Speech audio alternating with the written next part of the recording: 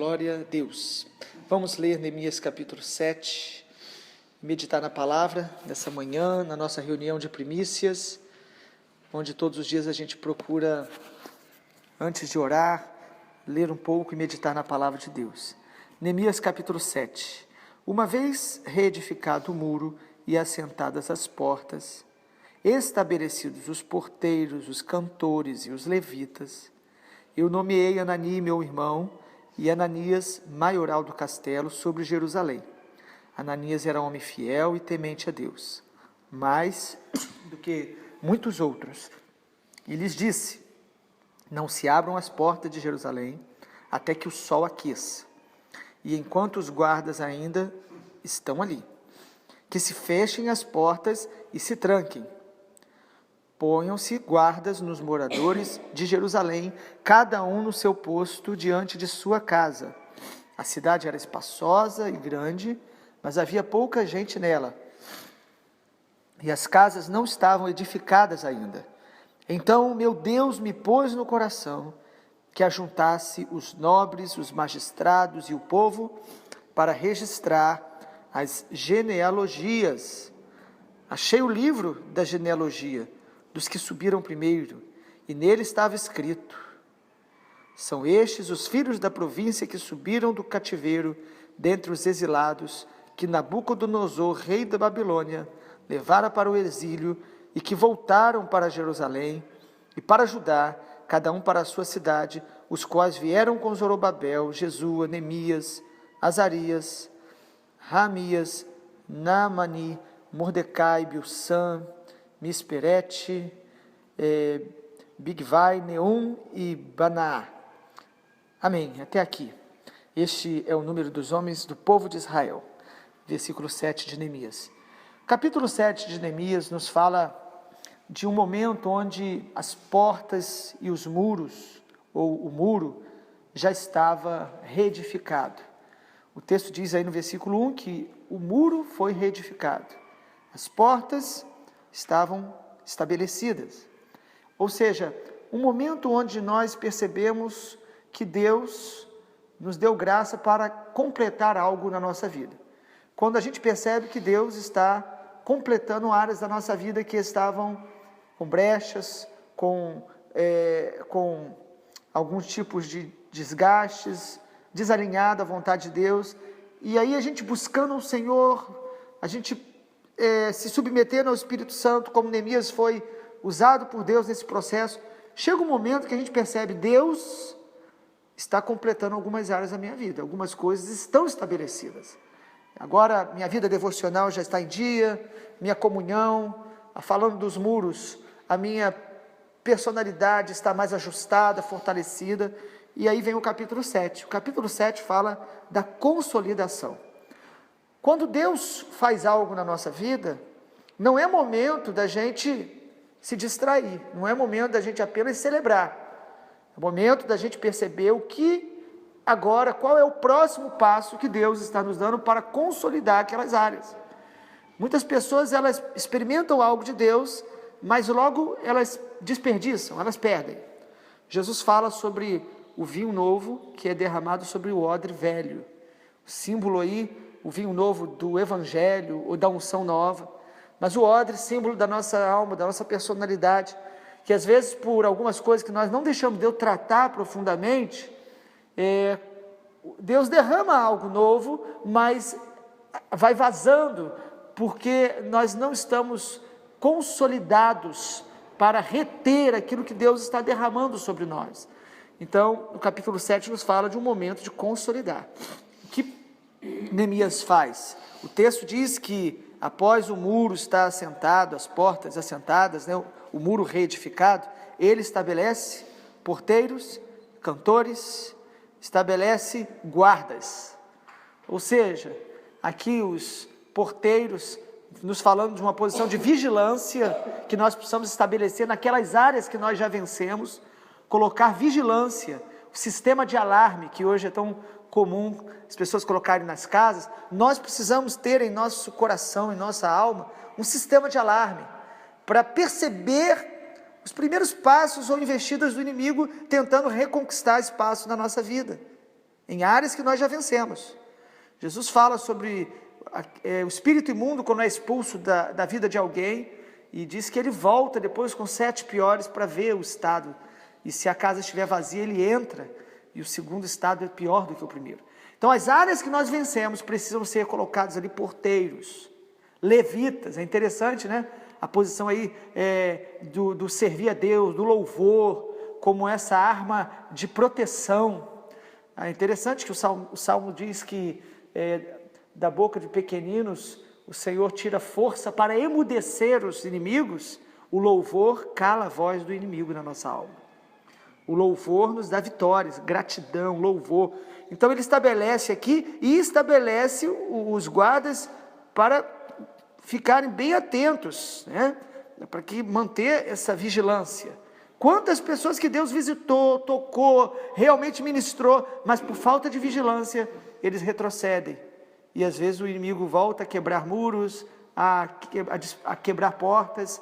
Então aqui fala de consolidar. Nós consolidamos através dessa vigilância, desse posicionamento diante de Deus, guiados pelo Espírito Santo. Agora é muito interessante a partir do verso 5, que Deus pôs no coração de Neemias, essa é a linguagem que ele usa, ele fala: Deus me pôs no coração que ajuntassem os nobres magistrados para registrar as genealogias. Uma das coisas mais difíceis para as pessoas lerem na Bíblia são as genealogias. É meio cansativo, são muitos nomes, a quantidade de nomes em sequência é muito grande, além de nomes bem diferentes. Mas Deus coloca no coração de Neemias fazer isso. Por quê? Há muitas razões. Queremos destacar, sobretudo, que Deus, quando Ele nos olha, Ele nos vê debaixo de uma herança familiar. Deus nos vê debaixo de uma história, de uma raiz familiar. E Deus, quando está tratando da nossa vida, quando nós nos submetemos à restauração, Deus quer restaurar a nossa visão familiar, o nosso relacionamento familiar, curar às vezes marcas que a gente carrega de algumas feridas familiares mal resolvidas. Então Deus vai tratar com isso, né? Deus vai nos levar a enxergar, peraí, de onde você veio? Qual é a sua história? Como você interage com a história da sua família? Você superou já as marcas, os traumas que às vezes a gente carrega? Deus quer nos curar de maneira plena, nos lembrando de onde nós viemos, onde nós estamos e para onde Ele quer nos levar. Então, Deus nos vê num contexto familiar. E quando Deus começa a tratar restaurando a nossa alma profundamente, Ele nos faz amar mais a família, perdoar, nos faz valorizar as coisas boas que nós recebemos deles e perdoar aquelas ofensas, às vezes até geracionais, que a gente acaba carregando. Então Deus vai curar o nosso coração com relação à família. Mais um pouco à frente, nós não lemos, mas a consolidação também vai nos levar a valorizar a integridade. Capítulo 7, o texto bíblico nos diz que Deus coloca também no coração de Neemias separar os sacerdotes, aqueles que eram íntegros, santos ou consagrados a Deus. Versículo 64 diz que procuraram no registro e não acharam alguns sacerdotes e foram tidos por imundos para o sacerdócio. Aqui nos mostra mais um princípio de consolidação.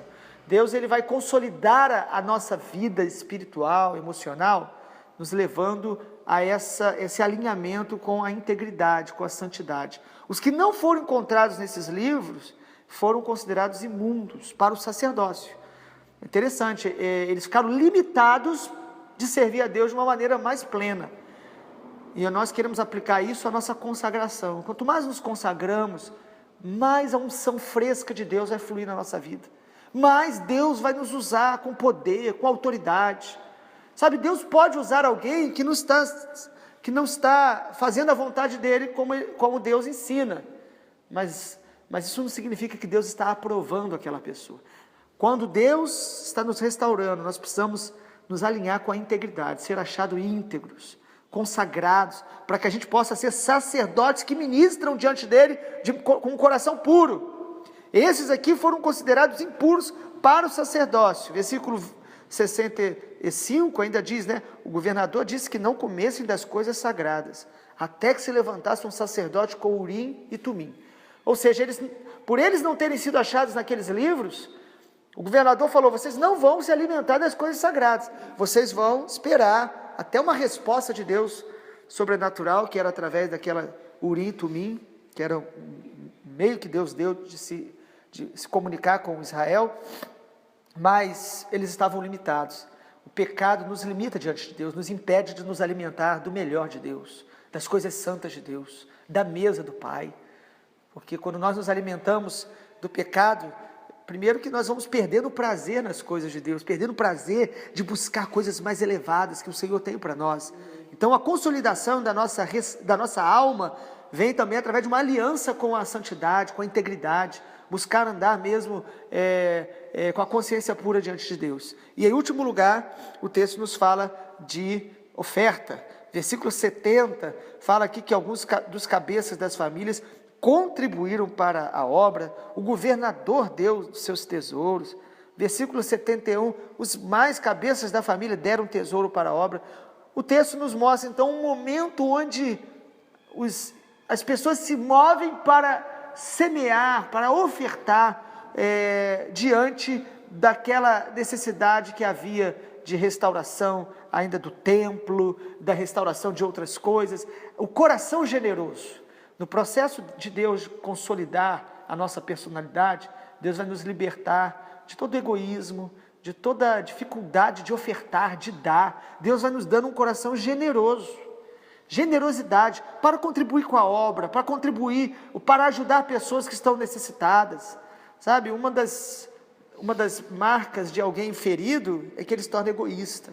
Ele só pensa nas suas necessidades, só pensa nos seus problemas. À medida que Deus vai nos curando, Deus vai abrindo nossa visão para ajudar outros, para abençoar a obra dele. Nós nos tornamos desprendidos. Isso é um princípio bíblico muito claro. A generosidade. Generosidade expressa gratidão diante de Deus, expressa confiança. Eu dou porque eu confio que Deus é que sustenta. E também expressa compromisso. Eu estou participando de uma obra que eu vejo necessidade e eu tenho um compromisso com ela, então eu quero participar dando. Jesus falou que Deus ama quem dá com alegria. É algo maravilhoso, esse coração grato. Uma pessoa curada, ela vai ter gratidão e ela vai ser generosa no dar. Deus nos abençoe nessa manhã, que nosso coração esteja sendo consolidado nas áreas que Deus já nos deu vitória, em nome de Jesus. Amém.